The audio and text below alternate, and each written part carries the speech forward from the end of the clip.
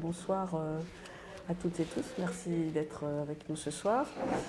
C'est la conférence de la Société Louise Michel.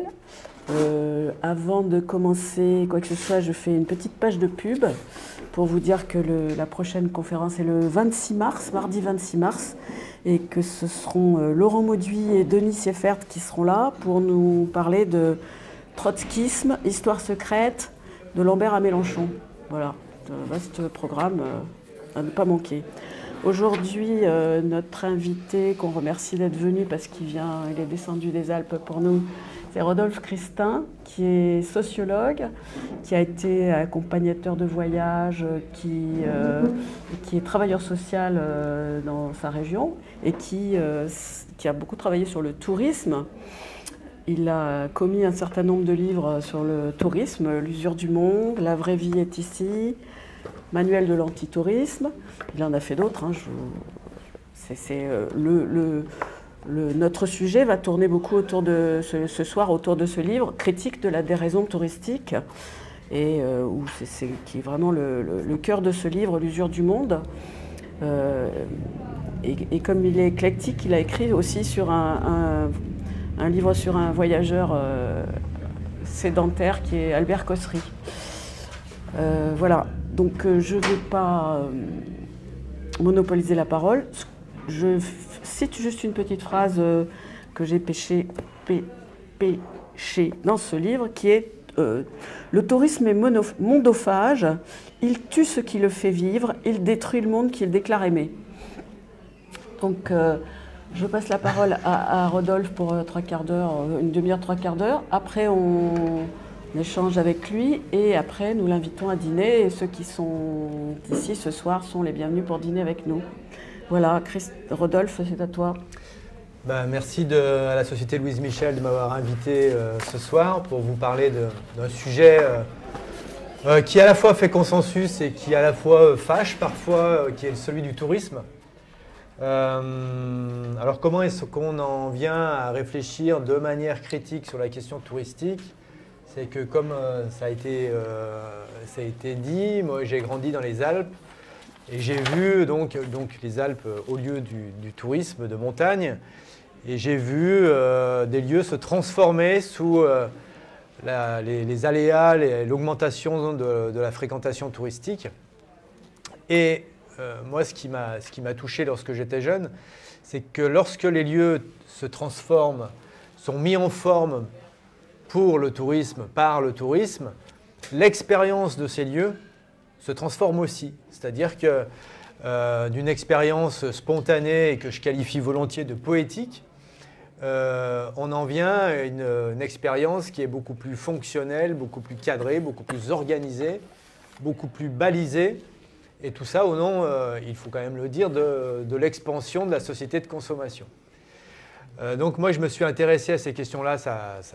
C'est une vieille obsession, on peut dire. J'ai aussi eu à une époque une passion de jeunesse pour les voyages, notamment pour les voyages entre guillemets d'aventure, c'est-à-dire voyages un peu exploratoires, un peu engagés. Et je me suis aperçu en voyageant, je ne prétends pas avoir beaucoup voyagé, mais j'ai fait quelques voyages significatifs qui m'ont amené à penser qu'en réalité, il est très difficile aujourd'hui de s'affranchir des organisations touristiques et que finalement, plus on essaie de leur échapper, plus si on est nombreux à le faire, on contribue malgré soi à l'expansion du tourisme parce qu'on devient un potentiel de consommation touristique et que les voyagistes ont au fait de s'en emparer. Quand je dis les voyagistes, il faut dire que le consensus touristique, en fait, il accorde à la fois les opérateurs privés et les opérateurs publics. Aujourd'hui, il n'y a pas un projet de développement territorial qui fait l'impasse sur la question du développement du tourisme. Il faut développer le tourisme, il faut attirer les gens. Certains territoires en ont besoin, certains territoires dépendent aujourd'hui de l'économie touristique. Donc le tourisme est devenu une espèce de lieu commun du développement économique Et on ne peut plus nier aujourd'hui ses conséquences à la fois environnementales et sociales. Alors, avant d'en arriver là, je vais quand même rappeler un peu brièvement oui, l'histoire du tourisme. D'abord une définition, le tourisme c'est quoi? C'est le voyage d'agrément, c'est le fait de voyager pour le plaisir. Donc ça suppose d'avoir un excédent budgétaire pour pouvoir payer pour voyager et sans en attendre forcément de contrepartie économique. L'humain a toujours voyagé je dirais, pour la chasse, pour le commerce, pour la guerre, pour des questions de religion. L'humanité a toujours voyagé, mais voyager pour le plaisir, c'est relativement récent. Alors ça a été au départ une pratique aristocratique qui envoyait sa jeunesse faire un tour avant de devenir un adulte sérieux pour parfaire son éducation, pour parfaire sa culture, pour rencontrer d'autres habitudes en Europe et ailleurs. Souvent, on a voyagé pour des questions thérapeutiques. Et ça, c'est intéressant parce qu'on peut se demander, on y viendra aussi, si aujourd'hui le tourisme n'a pas aussi une valeur thérapeutique dans nos sociétés de consommation et d'hyperactivité. Et puis avec la révolution industrielle, la bourgeoisie qui a acquis les moyens de partir pour le plaisir et d'envoyer aussi, de partir pour elle-même et d'envoyer sa jeunesse se déplacer, a repris par imitation, on connaît tous les théories de Bourdieu sur l'imitation des classes entre elles, a repris à son compte l'idée de voyager pour le plaisir et à pratiquer le tourisme. Et donc on allait où? On allait aussi pour des raisons thérapeutiques en montagne, profiter de l'air pur et frais et sec, ou au bord de la mer, profiter des bienfaits du soleil et se refaire une santé lors de ces séjours balnéaires ou montagnards. Donc il y a toujours eu dans le tourisme, très souvent en tout cas, une dimension thérapeutique. Les premiers circuits touristiques, c'était des circuits lancés par la fameuse société Thomas Cook qui a envoyé des ligues, des associations anti-alcooliques circuler de manière à la fois pour des questions thérapeutiques et pour visiter, mais pas que. Donc cette dimension-là, qui est à la fois culturelle, de transition entre deux âges, la question de la transition est importante, c'est-à-dire notamment pour les aristocrates, entre l'âge adulte, entre la jeunesse et l'âge adulte, le voyage conçu comme une espèce de transition entre deux temps. Et puis, on a un bruit de fond là. Oui. Et puis, donc cette expansion du voyage après la révolution industrielle. Et la révolution industrielle, qu'est-ce qu'elle a fait émerger? Elle a fait émerger le salariat. Donc, on a demandé, exigé de la part de gens qui auparavant étaient plutôt des artisans et des paysans à venir s'enrôler dans les usines parce qu'on avait besoin de main-d'œuvre. Et là est émergé le statut du salarié, c'est-à-dire de quelqu'un qui allait vendre sa force de travail à un employeur, qui allait lui demander de la subordination et de consacrer 10 heures, 15 heures au départ dans des usines et de consacrer une part de son existence au travail. Il y a eu des luttes sociales, il y a eu des combats pour diminuer ce temps de travail. Pour ce qui concerne la France, dans l'histoire du tourisme, il y a une date qui est 1936, Front populaire, congé payé. Donc les gens vont être rémunérés sans avoir l'obligation de travailler. Donc émerge une dimension existentielle qui est celle du temps libre, qui ne va pas de soi. Le temps libre, c'est quoi? C'est avoir un temps pour lequel on est rémunéré, et un temps limité, et au cours duquel on va pouvoir l'occuper à sa guise. Donc, ce temps d'oisiveté, dans une culture judéo-chrétienne, ça ne va pas de soi non plus, parce que vous savez que l'oisiveté est la mère de tous les vices, donc il va falloir s'en occuper. Donc, rapidement, on a des associations, des organisations religieuses qui vont se préoccuper de ce salariat qui a du temps libre. Que va-t-il faire? Et on va lui proposer des activités. Émerge le tourisme social. Le tourisme social va avoir aussi une dimension politique et d'éducation populaire. Donc là, plus organisé par des organisations qui vont être plus politiques et qui vont vouloir émanciper le prolétariat.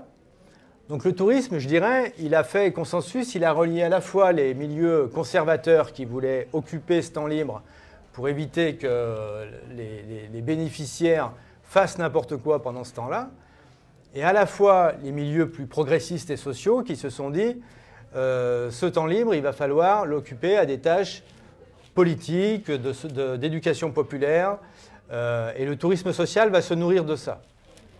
Donc le tourisme social, il va avoir une expansion, notamment après-guerre. Et en France, il faut reconnaître que le tourisme a une connotation émancipatrice qui était, dès son origine, il y avait l'idée que les gens allaient visiter, voir d'autres régions, apprendre à se connaître, et que ça allait être un vecteur de progrès social, de progrès de la connaissance, d'éducation des milieux populaires. Mais cette réalité française est très française, mais le tourisme a très bien été développé aussi sous des régimes beaucoup plus autoritaires, parce que le développement touristique de l'Espagne s'est fait sous Franco. Mussolini et Hitler n'ont pas négligé la question du tourisme, c'est-à-dire qu'ils avaient pour récompenser le patriotisme économique de leurs bons ouvriers déjà pensé la question touristique en proposant des voyages organisés. Donc le tourisme en soi, de mon point de vue, et quand on regarde un peu l'histoire de ce phénomène-là, n'est pas forcément du tout, dans son origine, une question émancipatrice. On peut aussi voir que le tourisme est une récompense donnée en contrepartie d'un enrôlement du salarié dans les organisations économiques. Donc, cet aspect-là, il était relativement peu critiqué. Je parle au passé parce qu'on voit émerger quand même une dimension de plus en plus critique à l'égard du tourisme.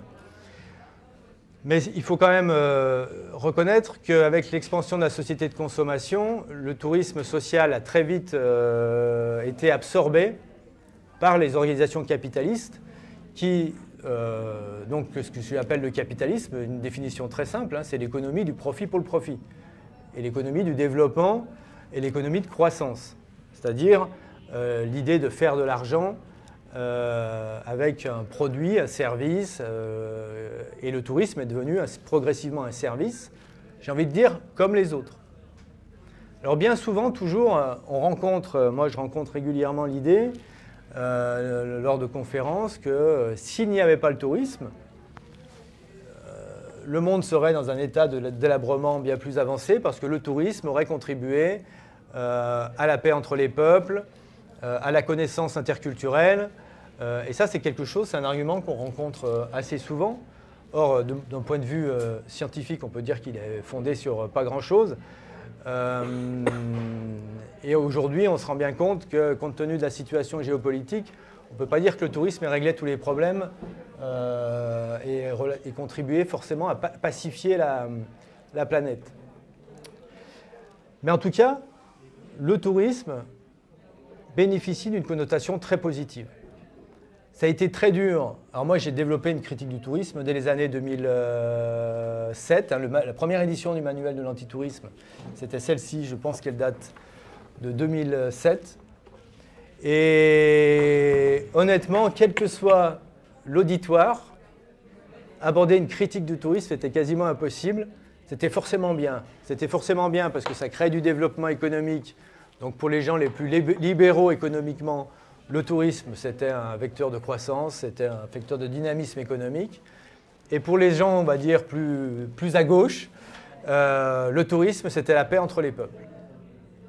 Et pendant longtemps, dans les auditoires, on rencontrait ces deux arguments. il était très difficile d'aller contre. Et puis, alors je vais vous parler un peu de l'histoire de ces livres. En 2017, le manuel de l'antitourisme est réédité. À un moment où on commence à parler de surtourisme. Donc, qu'est-ce que le surtourisme? C'est les mouvements qu'on rencontre, notamment qu'on a rencontrés dans certaines, et qu'on rencontre encore dans certaines capitales européennes, Venise, Dubrovnik, Barcelone, de révolte des habitants à l'endroit des flux de touristes qui débarquent par bateau, par avion, par car, peu importe, et qui leur rendent la vie impossible pour différentes raisons. D'une part, parce que ces afflux touristiques modifient considérablement la vie quotidienne des habitants. Et deuxièmement, parce que quand les lieux se touristifient, on observe des phénomènes d'augmentation du coût de tout, de l'alimentation, des loyers, si bien que les lieux, de plus en plus, lorsqu'ils sont dédiés au tourisme, eh ben, les habitants sont obligés de les quitter parce qu'ils n'ont plus les moyens d'habiter dans ces lieux-là. Donc tout ça a engendré des phénomènes qui apparaissent, qui sont manifestes désormais, eh ben, de contestation du phénomène touristique, avec aussi la conjonction avec des mouvements, notamment de lutte contre les projets inutiles, qui font qu'aujourd'hui, on constate qu'il n'y a pas un projet assez lourd d'aménagement touristique qui ne soit pas contesté. Alors moi, j'habite en Isère, à titre d'exemple. On a eu le projet de création d'un center parks dans la forêt des Chambarans. C'est un projet qui n'a pas vu le jour parce qu'il a été très rapidement contesté. Et le Center Parks n'a pas pu sortir de terre. Et ça a été la même chose dans le Jura, ça a été la même chose dans d'autres endroits en France où la contestation a été quasiment systématique. Et c'est le cas encore aujourd'hui sur d'autres projets d'aménagement du territoire qui sont assez lourds. Pour moi, l'aéroport de Notre-Dame-des-Landes, la contestation, d'une certaine manière, elle est liée aussi au tourisme, parce qu'elle est liée à quoi? Elle est liée au trajet, au transport, à une infrastructure qui avait pour mission de multiplier les trajets en avion. Donc aujourd'hui, la question touristique fait de moins en moins consensus. Quand je dis de moins en moins consensus, il faut quand même être prudent et modeste. C'est-à-dire que malgré tout, le tourisme continue à se développer. Et bien souvent, on observe des gens qui vous disent « oui, le tourisme, c'est pas bien » et qui s'empressent de partir au bout du monde lorsqu'ils ont des vacances. Mais ça fait partie. Moi, je ne me pose pas du tout en juge, je constate. Je contribue par mes interventions à sensibiliser les gens. Mais on est obligé de faire avec le monde dans lequel on vit. On n'a pas choisi de vivre dans ce monde-là. On est tous des touristes potentiels parce que la définition du touriste, elle est tellement floue qu'on est tous amenés à faire du tourisme, même sans le savoir. Par exemple, moi, ce soir, qu'est-ce que je fais? Je suis venu de Voiron, ici, vous faire une conférence. Tout à l'heure, si jamais j'ai envie, je vais donc aller visiter quelque chose. Je suis potentiellement un touriste. Donc, on est tous des touristes potentiels. Donc, la question du tourisme, elle a été remise en cause quand même par un événement récent qui a complètement bousculé l'organisation du tourisme mondial. C'est quoi? Le Covid-19, que personne, semble-t-il, n'a vu venir, sachant que jusque-là, l'Organisation mondiale du tourisme, qui est l'organisation qui supervise le développement du tourisme, qui analyse, mais qui aussi fait la promotion du tourisme au niveau mondial, ne l'avait pas prévu, prévoyait des taux de croissance du tourisme de l'ordre de 8 à 10%, et tout d'un coup, badaboum, la pandémie survient, et en quelques jours, l'économie touristique s'arrête. Avec tous les effets que ça a eu sur les entreprises de tourisme, mais aussi sur les territoires qui en vivent et qui ont eu besoin, qui tout d'un coup se sont retrouvés sans clients, sans ressources.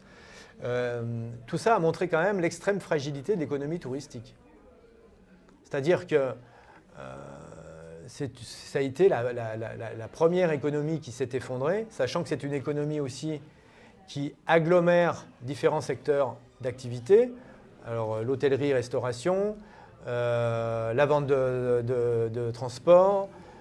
Et lorsqu'une économie touristique se développe sur un territoire, elle a très vite, lorsqu'elle devient majoritaire, elle a très vite tendance à mettre tous les autres secteurs d'activité sous sa dépendance. C'est-à-dire qu'y compris le plombier sur un territoire, au mois de juillet sur la Côte d'Azur, il va avoir besoin du tourisme pour aller intervenir dans les hôtels, dans les lieux touristiques, dans les lieux d'hébergement.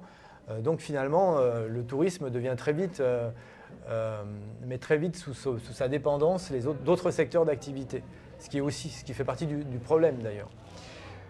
Donc avec le Covid, boum, badaboum, tout ça s'est effondré en quelques jours et de grandes résolutions ont été prises. On a vu dans la presse paraître nombre de tribunes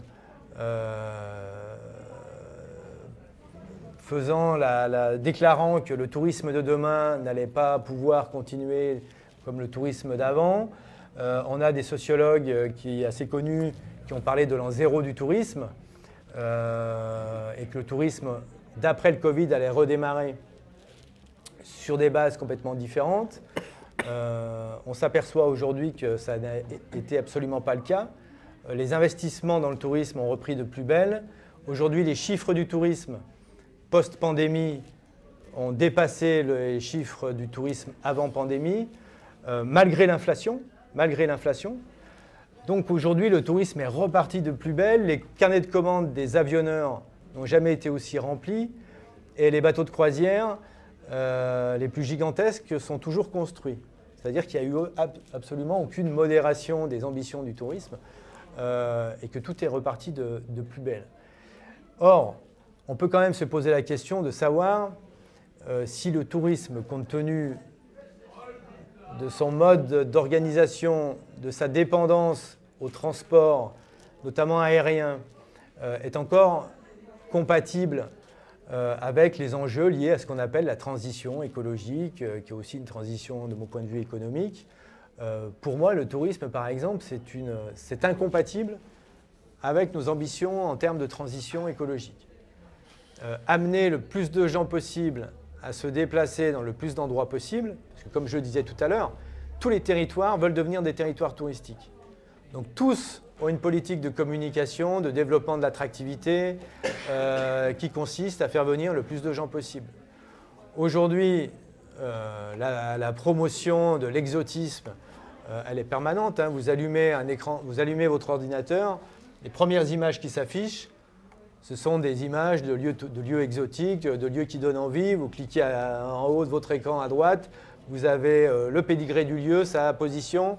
Et puis si vous allez plus avant, vous arrivez quasiment sur l'achat d'un billet d'avion. Donc ce réflexe touristique, il a été complètement intégré dans nos modes de vie.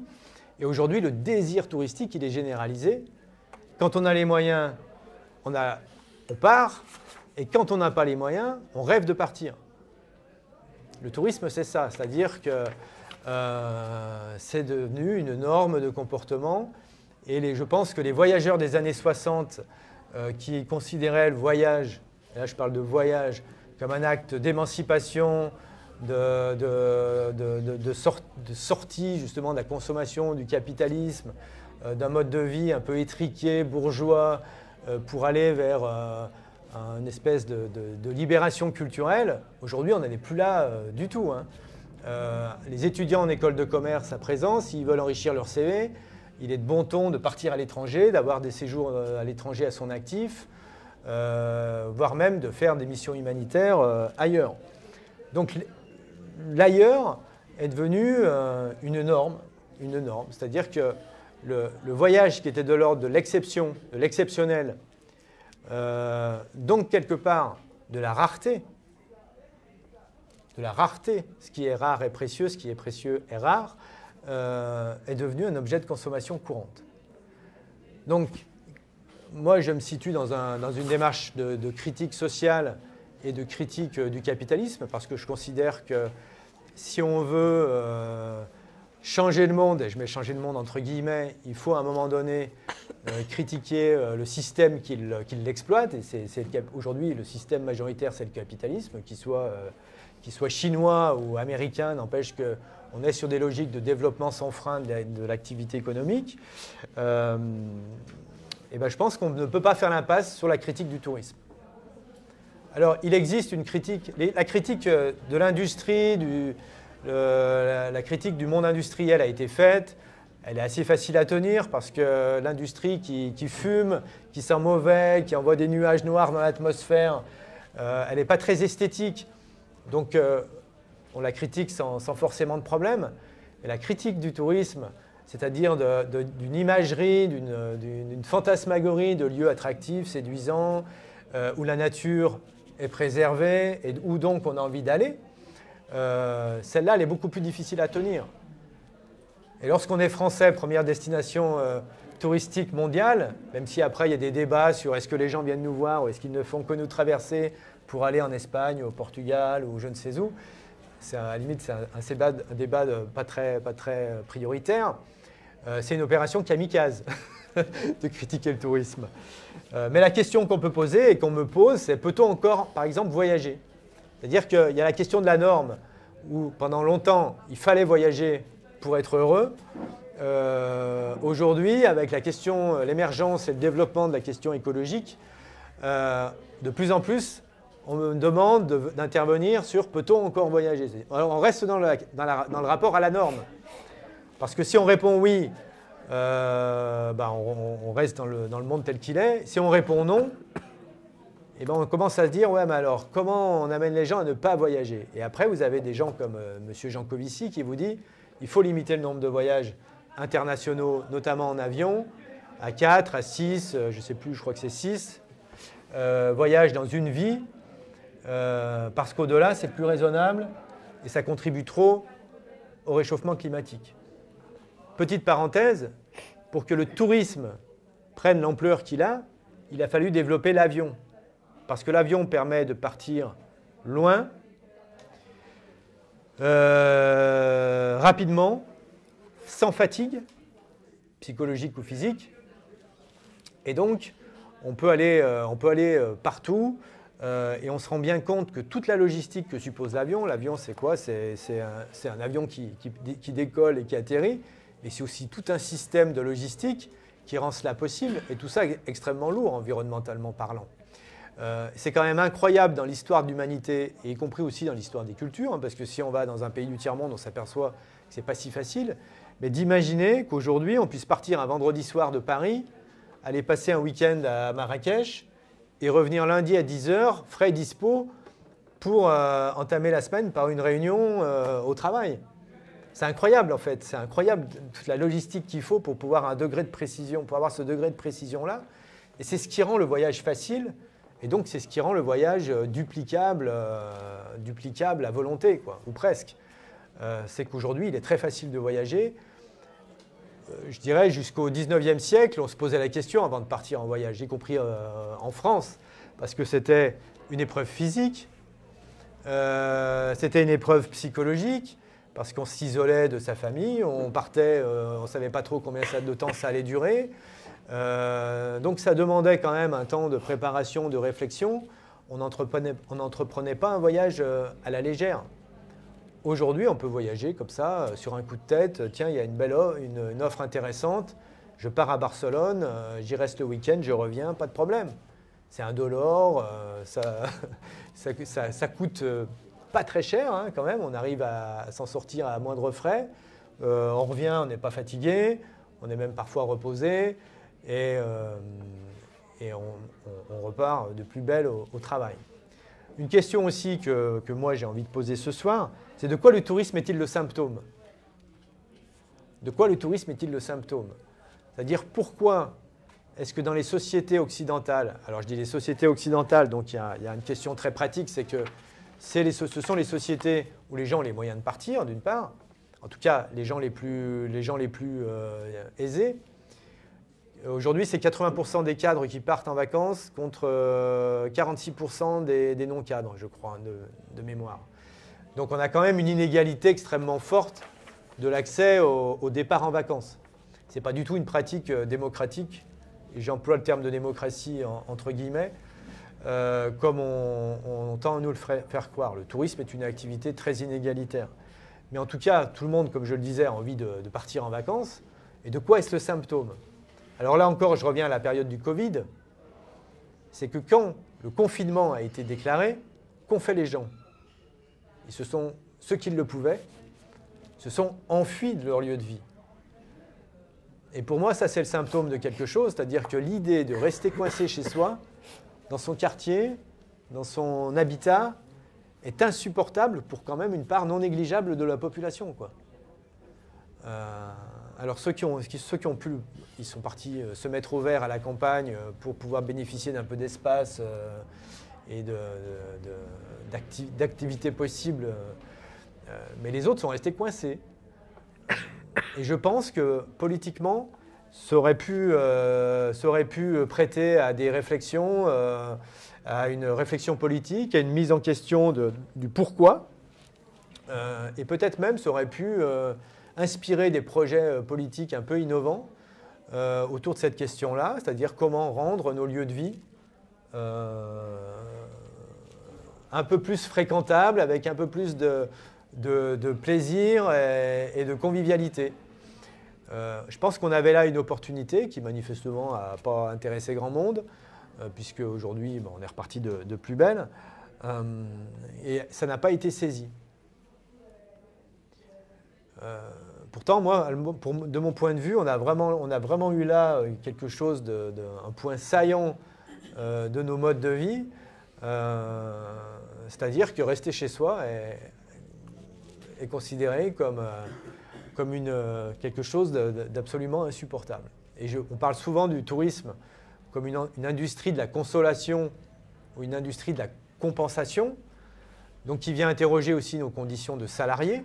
Et je reviens à l'origine du tourisme, hein, c'est-à-dire que le tourisme est une pratique qui s'est développée en même temps que le salariat, puisque pendant les congés payés, il faut partir en vacances. Être en vacances ne suffit plus. Aujourd'hui, vous partez, la première question, vous partez en vacances, non, vous êtes en vacances, la question qu'on vous pose quand vous revenez au travail, c'est où est-ce que tu es parti?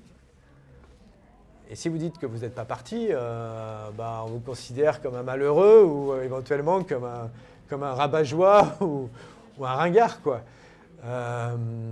Et cette question-là, je pense qu'elle devrait nous interpeller, en tout cas, moi, elle m'interpelle, parce qu'elle est symptomatique de quelque chose. Et je pense qu'elle est lourde aussi, ou riche plutôt, de potentialités politiques pour réfléchir à comment développer une espèce de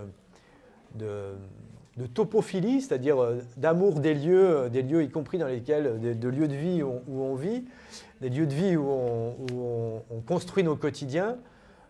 Et je pense qu'on aurait pu, avec des débats, avec des échanges, avec des temps, l'organisation de temps de réflexion au niveau des quartiers, au niveau des villages, des villes, on aurait pu avoir de quoi nourrir des projets politiques intéressants. Bon. C'est peut-être pas encore trop tard, j'en sais rien, mais en tout cas, ça a l'air bien parti pour devenir trop tard. Alors, dans la question, comment peut-on encore voyager? Je dirais que le voyage, ça a été un peu comment s'éloigner du monde, parce que la dimension du voyage exploratoire, de connaître de nouvelles cultures, je pense qu'elle est plus tellement conforme à la réalité aujourd'hui du voyage touristique. Je parlais tout à l'heure des bateaux de croisière. Quelque part, là aussi, c'est symptomatique d'une façon de voyager où on est enfermé dans une espèce de capsule, alors certes plus large que celle d'un avion, mais où finalement la relation avec les gens du lieu est extrêmement réduite, voire même inexistante.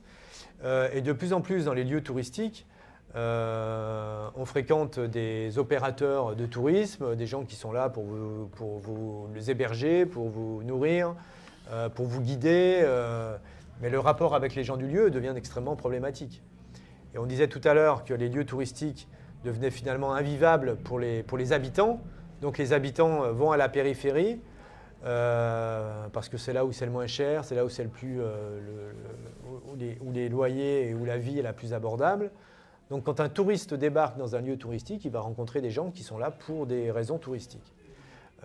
Donc la rencontre avec l'autre, avec l'altérité, elle devient problématique, elle devient plus rare et elle devient presque accidentelle, quoi. C'est-à-dire que c'est quand il y a un imprévu dans l'organisation du voyage que finalement il se passe un truc qui n'était pas dans le cadre, qui n'est pas dans le cadre, et où il va se passer des choses parfois intéressantes. Donc voilà, cette dimension aujourd'hui politique de la question touristique, je pense qu'elle pourrait donner lieu à des échanges et à des projets innovants, mais je pense qu'on est un peu mal parti pour ça. Donc je ne sais pas ce que ça vous évoque, si... Souvent dans les interventions, je rencontre des gens qui sont assez d'accord et qui viennent me voir et ils me disent « Vous avez raison, bientôt on ne pourra plus voyager, il faut vite en profiter pendant qu'on peut. » Et en fait, le monde vers lequel on va, on se rend bien compte que comme on n'arrive pas à agir à la source, c'est-à-dire à annuler les productions d'activités toxiques, en fait, les normes se mettent en aval et donc on nous incite à faire des choses, mais on nous dit non, tu ne peux pas le faire comme ça, il faut que tu fasses comme ça. Et donc il y a un développement des normes qui devient, à mon avis, préoccupant. Quand certains évoquent l'idée de compter le nombre de voyages dans une vie d'une personne, on ne sait pas si un jour ça n'arrivera pas. Peut-être que ça va arriver.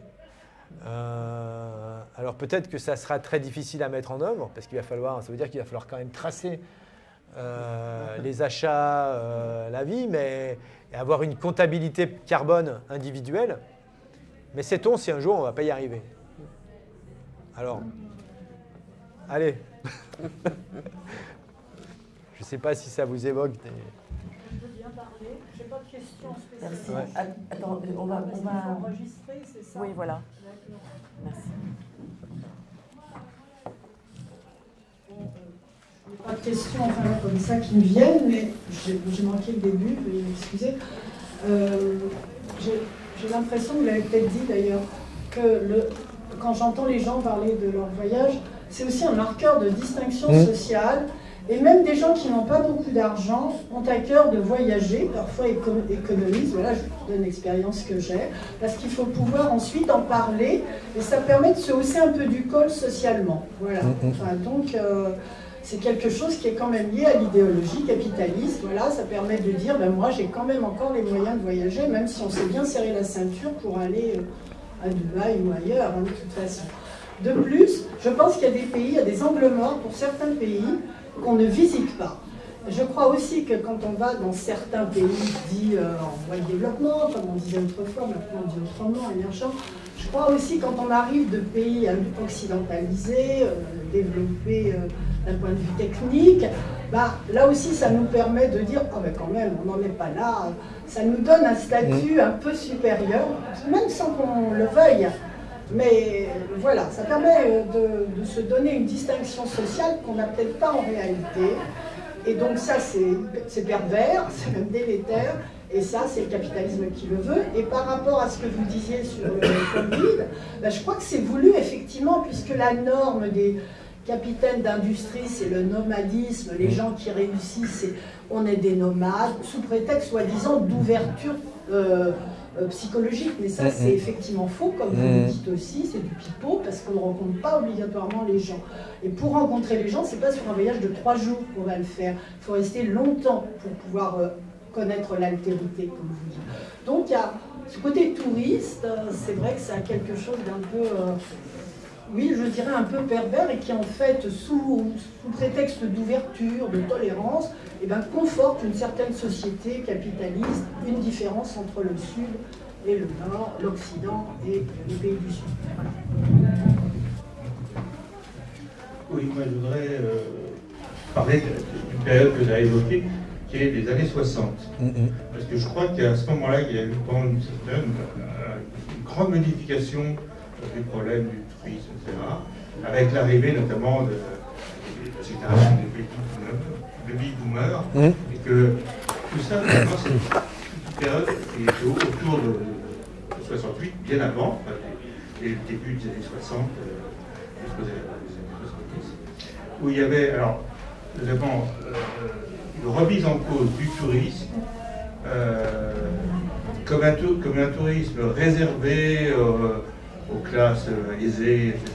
Et toute une jeunesse a voulu autre chose, parler de tourisme intelligent ou de découverte, etc., de rencontres, et voulait changer. Alors, il y a eu des associations qui ont eu un rôle important, par exemple l'association Nouvelles Frontières, avant que ça devienne une entreprise capitaliste, mais qui a justement voulu agir d'une part sur le prix pour la démocratisation, en disant c'est vrai qu'à l'époque l'avion ne pouvait pas être pris par tout le monde, c'était un prix extrêmement exorbitant, c'était Air France, etc.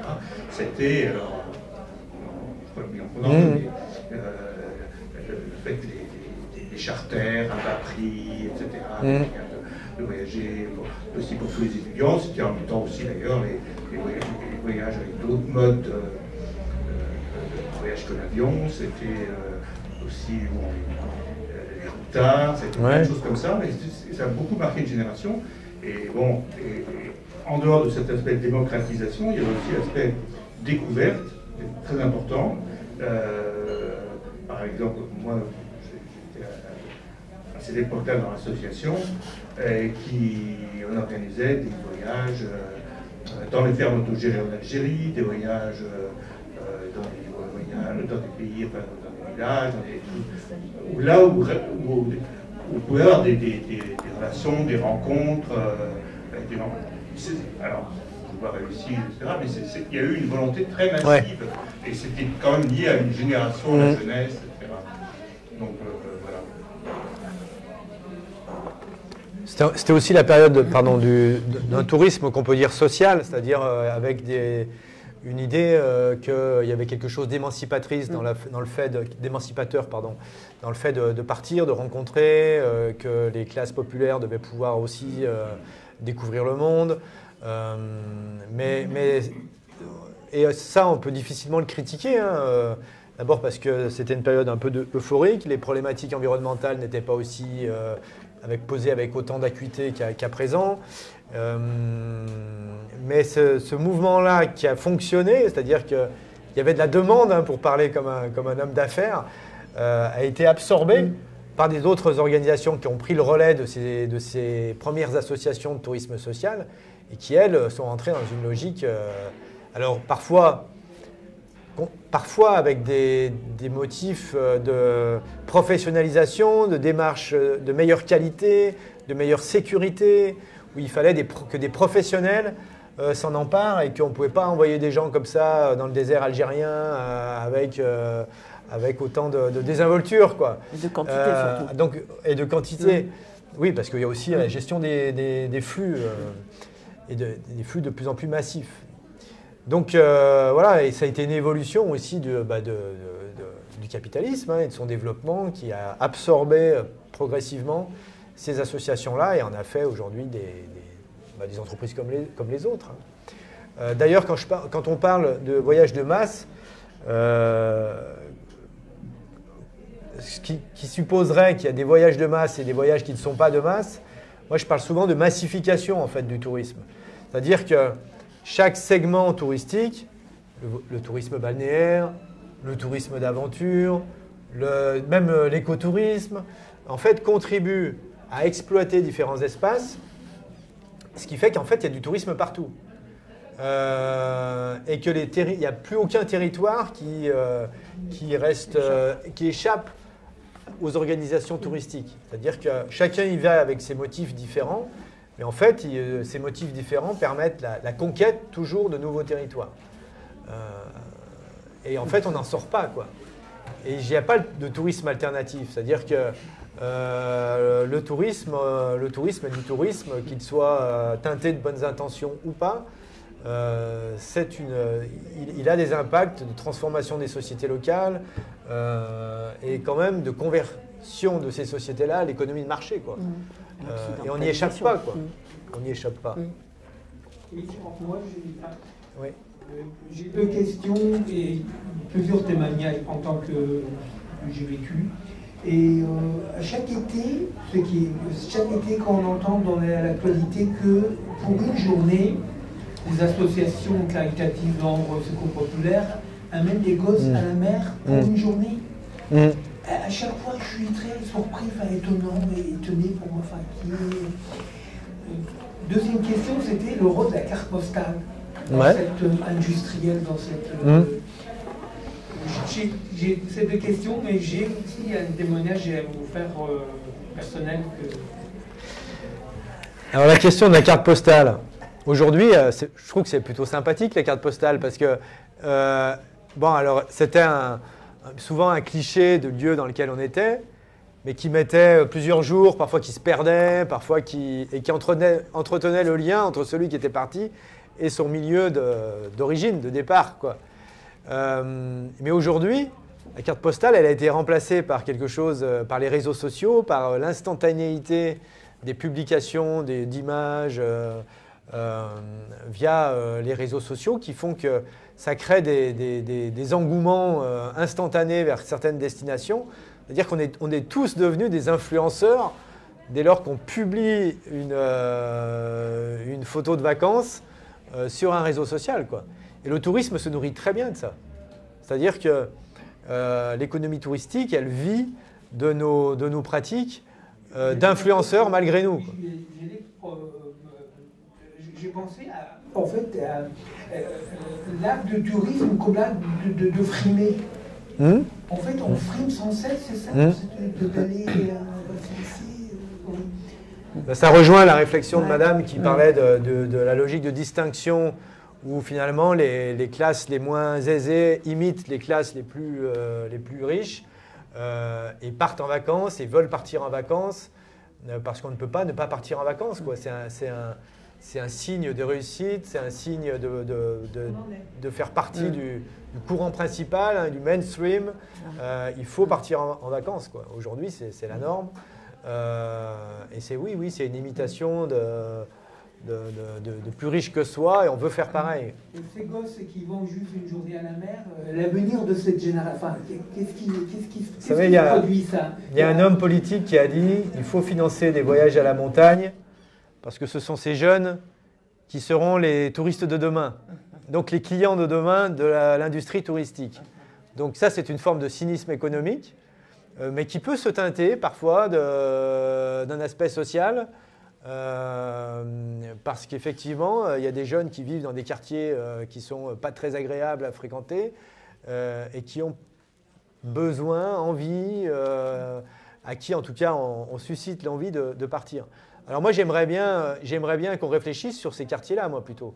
C'est-à-dire qu'on réfléchisse sur le problème de base, qui est comment rendre les quartiers les plus invivables, comment les rendre plus vivables. Ça me paraîtrait plus conforme aux grands enjeux économiques et sociétaux du moment. Parce qu'effectivement, inciter au départ, c'est d'une certaine manière transmettre une norme. Et je pense que cette norme, aujourd'hui, on devrait la remettre en question.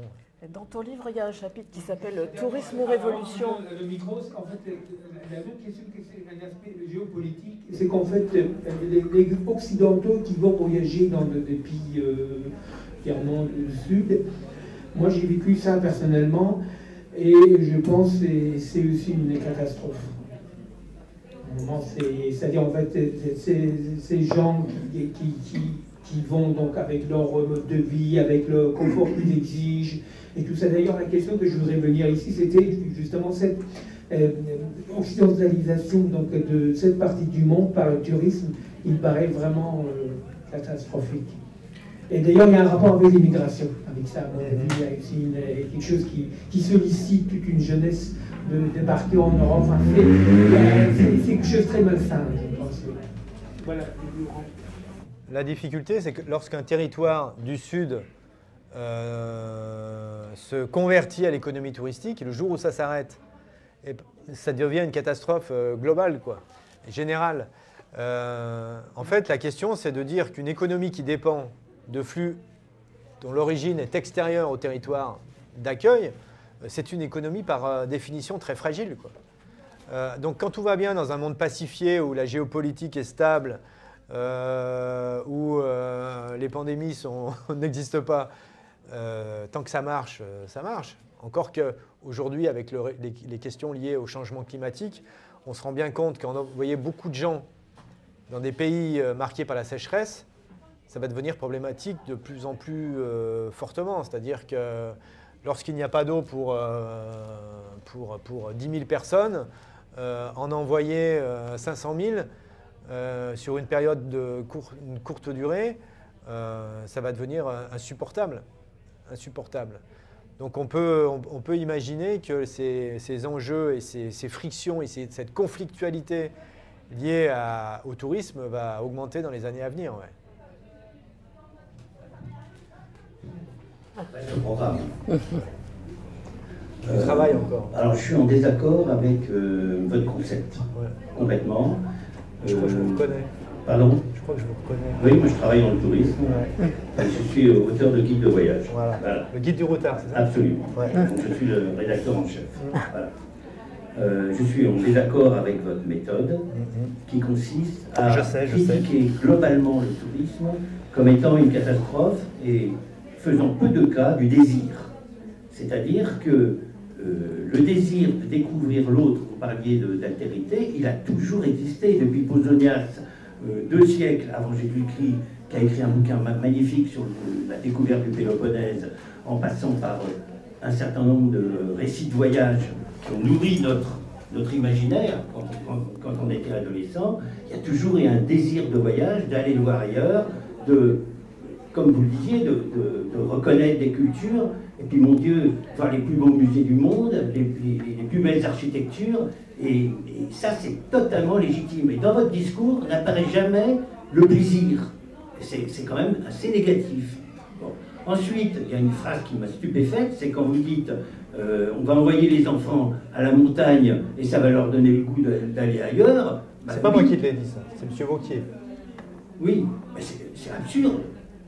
C'est totalement absurde. Moi, j'ai poussé mes enfants au maximum d'aller à l'étranger, de voyager, de s'ouvrir les lieux, de s'ouvrir à d'autres cultures, ne serait-ce qu'avec la même démarche que moi, c'est-à-dire moi j'ai découvert le voyage parce que j'avais envie de bousculer mes certitudes. Bon.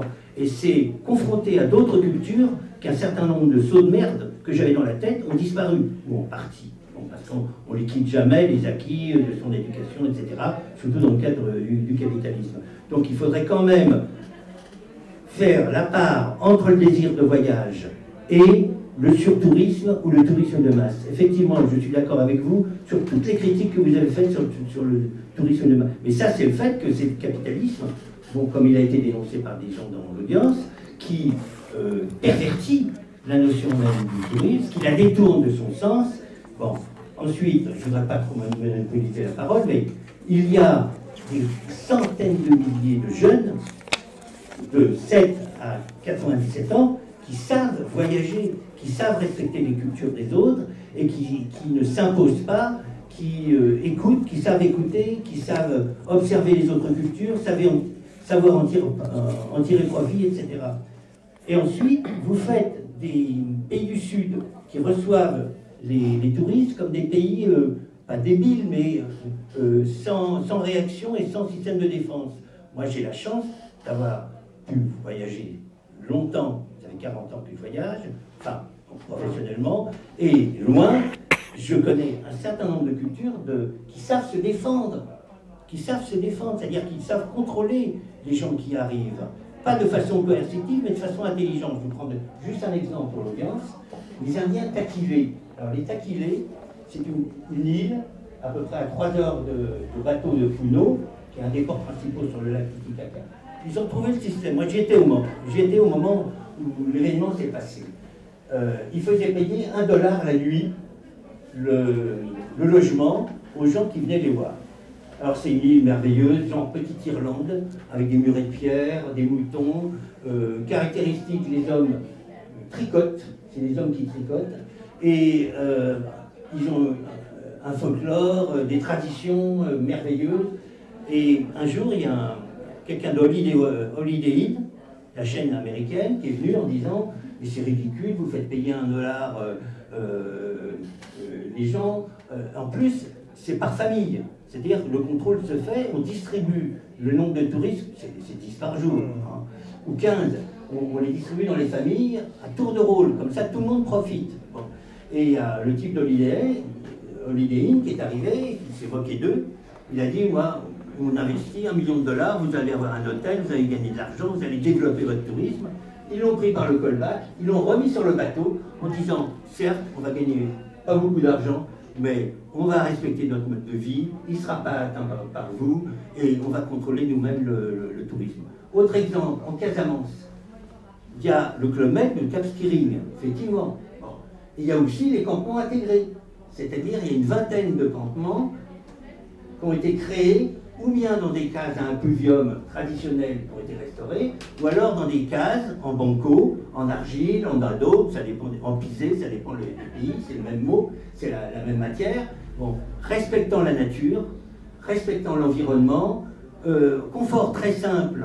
Bon, parfois c'est douche à la casserole, et pourquoi pas.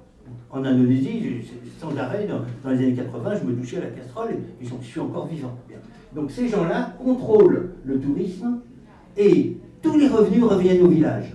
Tous. Ça ne repart pas dans les poches des agences de voyage internationales et on le sait, 5% des profits du tourisme restent au sud et 95% remontent au nord, ce qui est parfaitement injuste.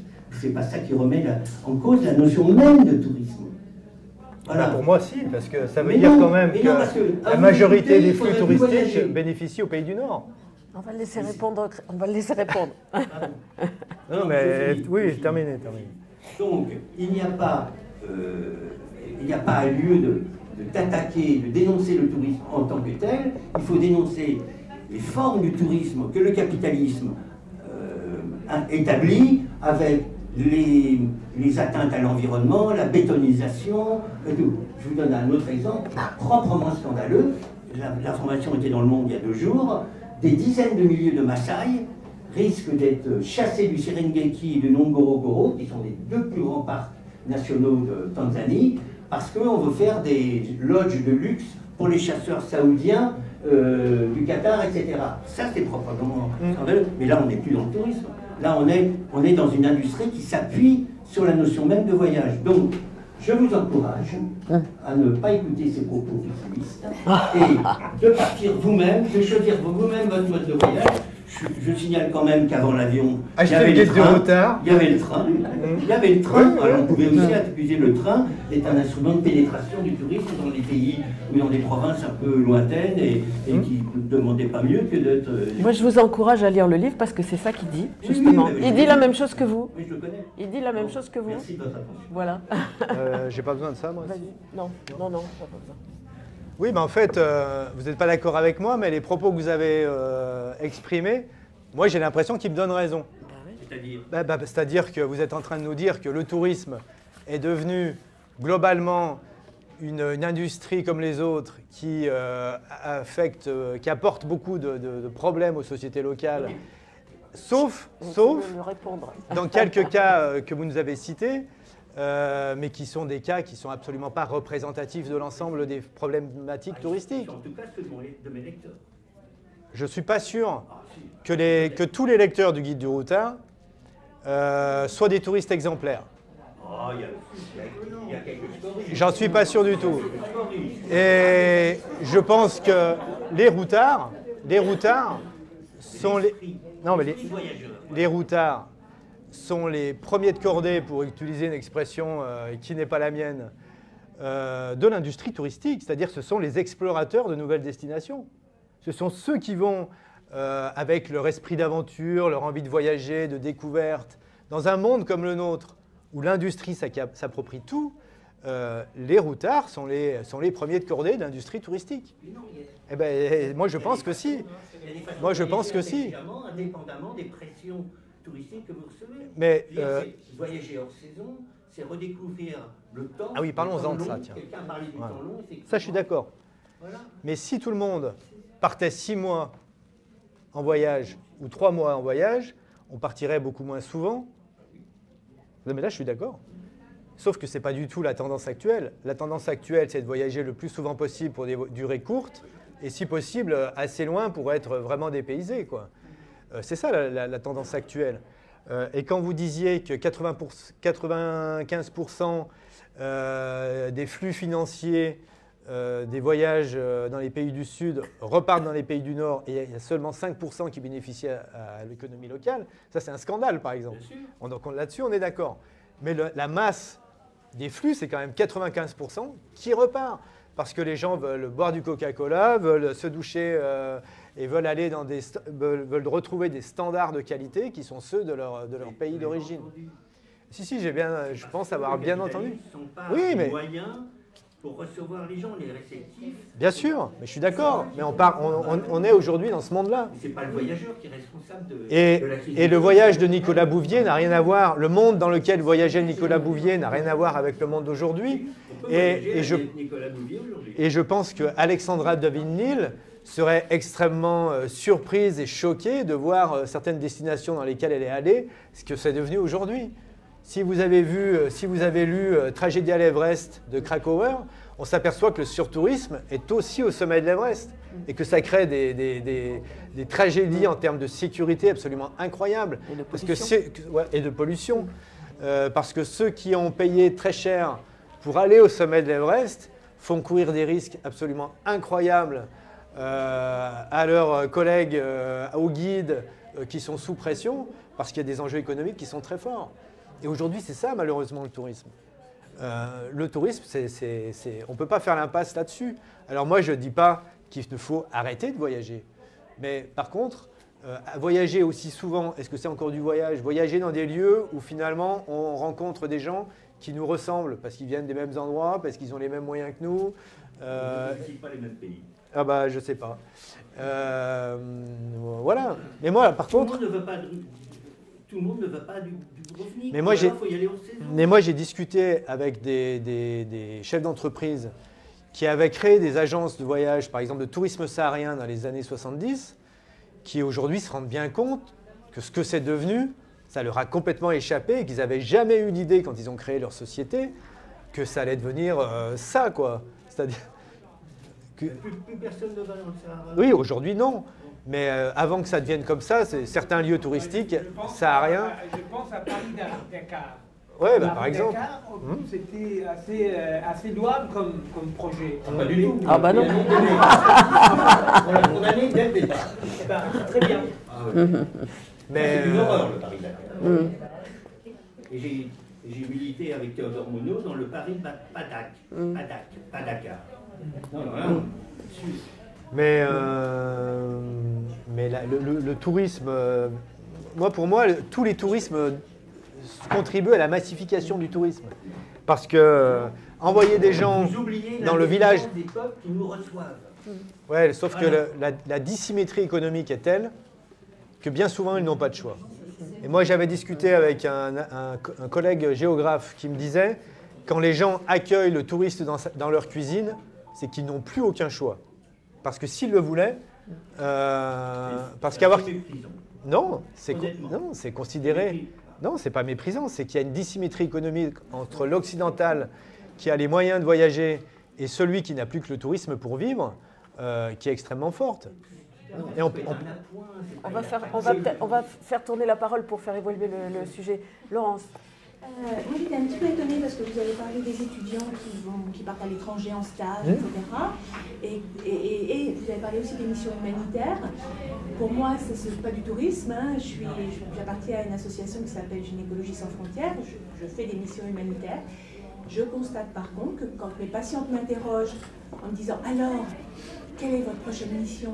Où êtes-vous parti ?» Et quand je leur dis je travaille à Ivry auprès des migrants ou auprès des SDF à Paris, alors là, ça ne m'intéresse pas du tout la mission humanitaire. Et ça, c'est un premier point. C'est l'exotisme qui plaît. Voilà, oui. Mais bon, je suis d'accord avec ça. Nous, c'est pas notre vocation. Oui. Deuxième chose, j'ai des patientes aussi qui sont parties en mission humanitaire en payant leur voyage. Après le tsunami qui a eu lieu en Asie, etc., il y a des compagnies, j'imagine, qui faisait payer des jeunes pour aller plonger, pour nettoyer le pourtour de Ceylan, le pourtour de... etc. Mais ça, c'est ahurissant. Payer quelqu'un qui est volontaire pour aider, faire payer quelqu'un pour aider. Oui, c'est que ça devient un motif, ça devient un motif touristique. C'est absolument dingue. Mais pour moi, c'est pas du tourisme quand même. On ne peut pas l'amalgame quand même. Hein. On ne peut pas faire ça. Ça dépend. Si on part pour des raisons qui sont non professionnelles et pour pouvoir avoir le sentiment de voyager autrement, ça y ressemble parfois. Ouais. Alors faudrait. C'est un peu dévoyé. Ouais.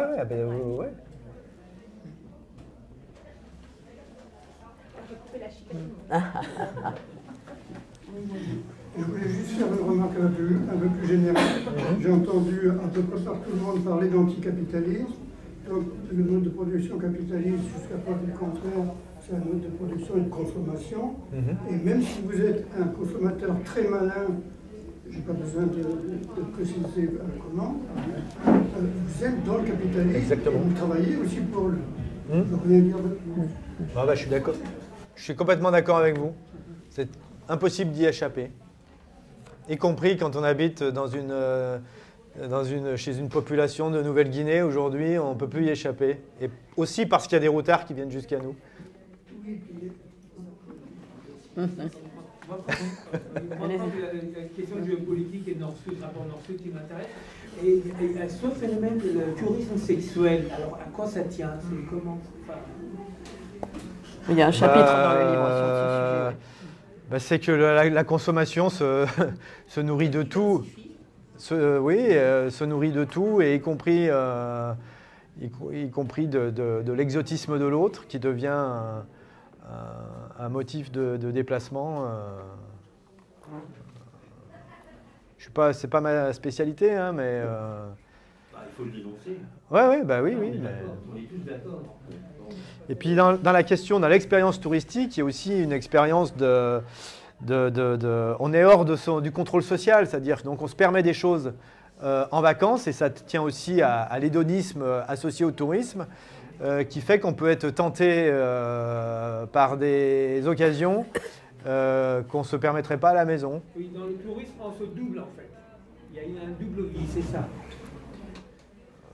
C'est une vie de compensation. Monsieur n'est pas d'accord. C'est négatif, c'est une vie de compensation. Mais c'est négatif. Ça fait encore abstraction du désir. Donc vous voyez, le désir d'aller ailleurs, le désir de rencontrer. Mais le désir d'aller ailleurs, il n'a pas besoin du tourisme. Pardon ? Le désir d'aller ailleurs peut m'amener à devenir un humanitaire, peut m'amener à devenir... Mais il ne faut pas critiquer la démarche qui consiste à partir volontairement à la découverte des autres. C'est sain, c'est beau, c'est magnifique, c'est même hédoniste. Hédoniste n'est pas un terme négatif. Et on peut voyager intelligemment, et y compris en France. 80% du territoire français ne subit pas le tourisme de masse. Moi j'ai fait un guide, fait un guide sur le Nord-Pas-de-Calais, ils étaient ravis de venir me voir en disant pourquoi cette image négative. J'ai vécu des choses extraordinaires avec des familles de la Flandre française. J'ai fait découvrir les estaminets, la vie sociale des bistrots dans le Nord, la convivialité, la chaleur de la qualité de l'accueil. Et ils ne sont pas du tout corrompus, les gens du Nord. Donc, il faut arrêter, quoi. C'est-à-dire, il faut dénoncer de façon extrêmement violente les dégâts du capitalisme. Ça, c'est sûr. Alors, Cancun, c'est une erreur, une horreur. En revanche, allez voir les Indiens au Chiapas, avec une démarche individuelle, modeste, sachant écouter avant tout et ne pas être donneur de leçons, ça c'est pas mal. Vivre de façon modeste dans les logements que fréquentent d'ailleurs les touristes locaux. Voilà. Et je termine un truc. Très souvent d'ailleurs le tourisme, c'est un instrument de soft power pour pas mal de pays. J'ai beaucoup travaillé sur la Chine par exemple. Il y a une ville qui s'appelle Yangzhou, qui est un peu à côté de Boulin, qui est une ville magnifique, avec des maisons en bois, des tours du tambour, etc. On se croyait revenir au Moyen-Âge en termes architectural. Et je me plaignais que toutes les façades étaient couvertes de marques étrangères internationales, Lancel, Longchamp, Starbucks, etc., etc. Et je disais, les gens ne viendront plus, les Français ne viendront plus dans ce village. Le mec m'a dit, mais on s'en fout de vous. Le marché chinois intérieure de la petite et moyenne bourgeoisie, c'est 400 millions, 4 à 500 millions. Donc vous êtes des nains. Voilà, top. Oui, oui. Terminé.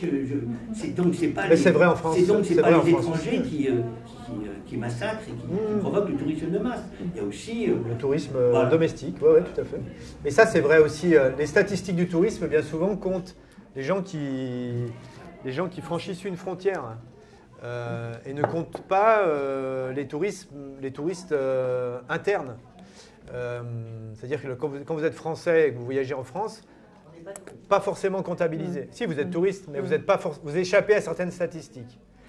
En revanche, il y a des opérateurs, il y a des offices de tourisme qui ont des contrats avec des opérateurs, par exemple téléphoniques, et qui savent quand il y a des bornages d'où viennent le territoire d'origine des gens qui sont présents. Donc ils savent à peu près combien de personnes non résidentes du territoire est sur place, quoi.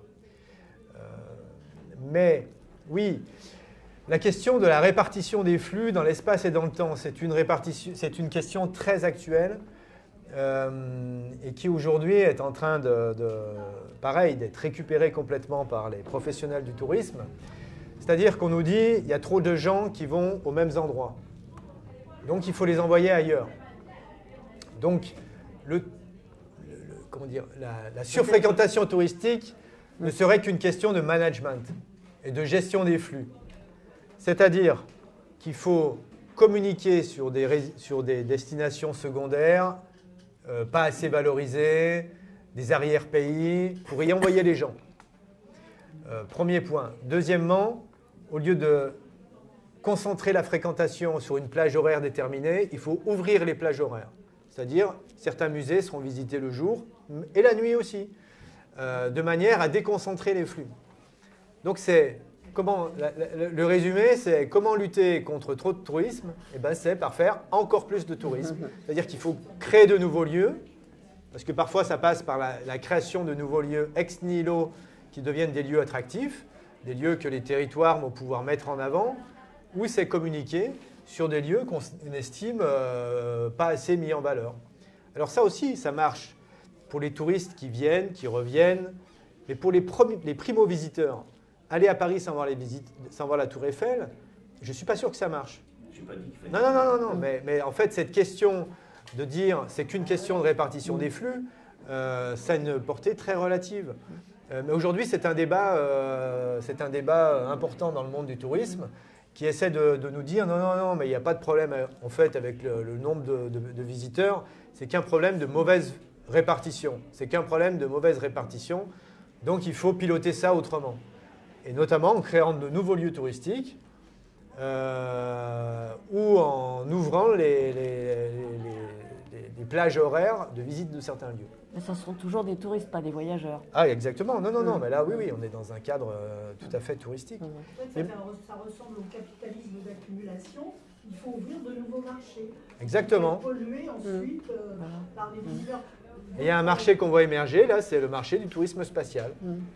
Les prochains routards du 21e siècle, le prochain guide du routard, ça sera visiter Mars. Ils voyageront comme dans les années 70, de façon intelligente. On